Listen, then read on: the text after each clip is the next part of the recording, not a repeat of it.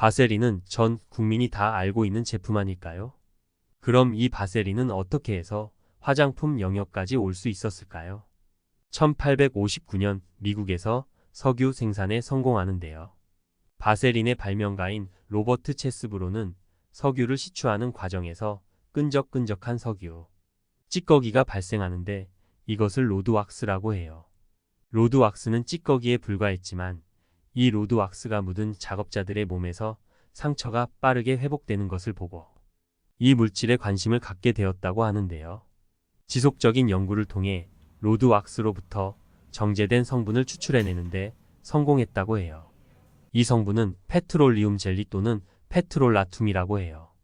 발명가 로버트 체스브로는 상처 회복제 가능성을 확신했기 때문에 바로 회사를 차리고 바세린이라는 이름으로 판매를 시작했대요. 약 150년 동안 판매되어 온 제품이고 페트롤라툼 단일 성분으로 구성되어 있고 당시와 지금 완전히 동일한 형태로 판매되고 있다고 해요. 페트롤라툼 성분은 액체에 가까운 성상을 가지고 있고 녹는 점이 체온과 가까워서 피부에 발랐을 때 살짝 녹아 잘 퍼지는 특성이 있다고 해요. 페트롤라툼은 바세린뿐만 아니라 마데카솔, 후시딘, 립스틱, 베이비로션 등에도 포함되어 있을 정도로 자주 사용되는 성분이에요. 이 성분의 대표적인 효과는 보습 기능이에요. 피부의 얇은 막을 형성해서 피부 표면을 통한 수 분손실을 줄여 보습 효과를 나타내요. 수분이 증발되면 피부가 건조해지면서 잔주름이 발생하는데 바세린을 지속적으로 바르면 보습이 회복되면서 건조해서 생기는 잔주름이 펴진다고 해요. 그러나 이미 굵고 깊게 생긴 주름에는 바세린의 효과가 한계가 있어요.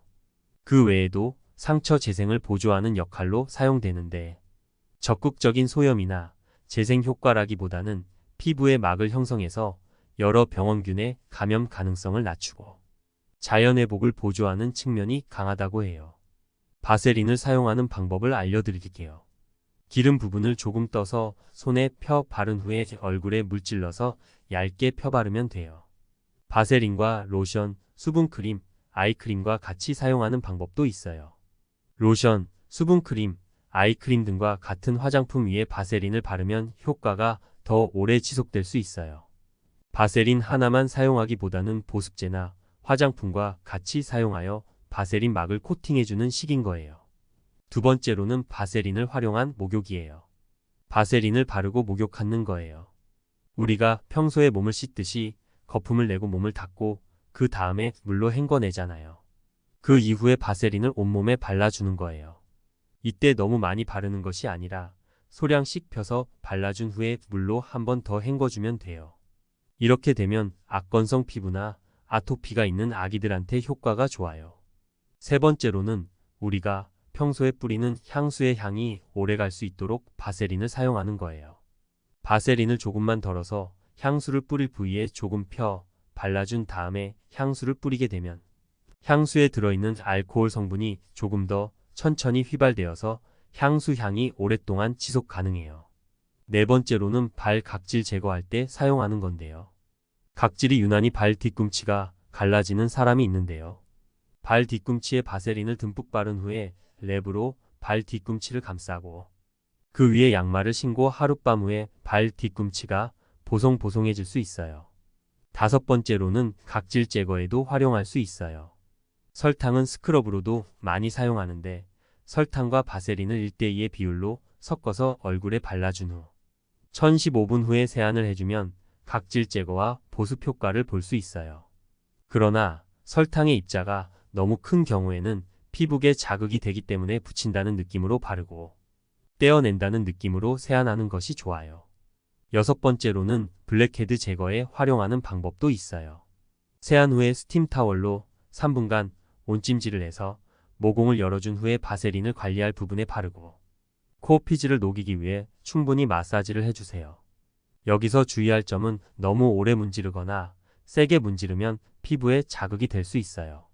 코 피지를 유연하게 한 뒤에 면봉으로 블랙헤드가 고민이었던 부분을 꼼꼼히 닦아 내주세요.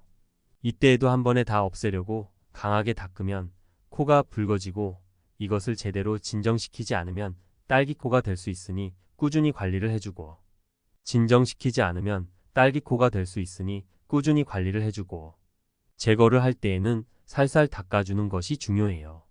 이렇게 면봉으로 닦은 후에 폼 클렌징으로 묻어있던 바세린을 깨끗하게 닦아주고 수분팩으로 진정해주면 좋아요. 바세린을 활용한 방법은 정말 많이 있는데요. 이렇게 효과 좋은 바세린도 주의사항이 있는데요. 바세린을 사용할 때에는 깨끗하게 세안 후에 발라야 해요. 바세린은 피부 위에 장벽을 하나 더 씌워주는 원리이기 때문에 얼굴을 씻지 않고 바세린을 그대로 바르게 되면 얼굴 위에 있던 균이나 노폐물 같은 것들이 바세린 기름막 안에 갇히기 때문에 피부에 트러블이 생길 수 있어요. 바세린 기름막 안에 갇히기 때문에 피부에 트러블이 생길 수 있어요. 또한 극강의 지성 피부인 경우에는 웬만해서 사용하지 않는 것이 좋아요. 바세린은 기름 성분이기 때문에 피부에 트러블이 생기고 여드름이 생기는 현상이 발생할 수 있어요. 보습이나 주름 예방을 위해 바세린을 바를 땐 한 번에 많이 바르는 경우가 있는데 너무 과하게 사용하지 않는 것이 좋아요. 건성 피부라고 해도 많은 양을 사용하면 피부에 있는 모공이 막히는 현상이 나요. 단독으로 바세린을 많이 사용하기보다는 바세린과 로션, 수분 크림을 섞어서 사용하는 것을 추천드려요. 그리고 바세린은 화상이나 상처, 점막에 사용하면 안 돼요. 화상 중에서도 피부 얕은 층에만 화상을 입어서 피부가 벗겨지지 않은 화상에는 사용이 가능하지만 물집이 생기는 2도 화상에는 바세린을 바르면 안 돼요. 물집이 터지게 되면 피부가 노출이 되어서 항생제가 필요한데 바세린에는 항생제 성분이 들어있지 않기 때문에 화상이나 상처 부위에는 항생제를 사용하는 것을 추천드려요.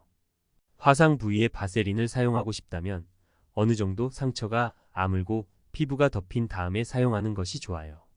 모든 화장품이나 연고에는 유통기한이 있듯이 바세린도 유통기한이 있는데요.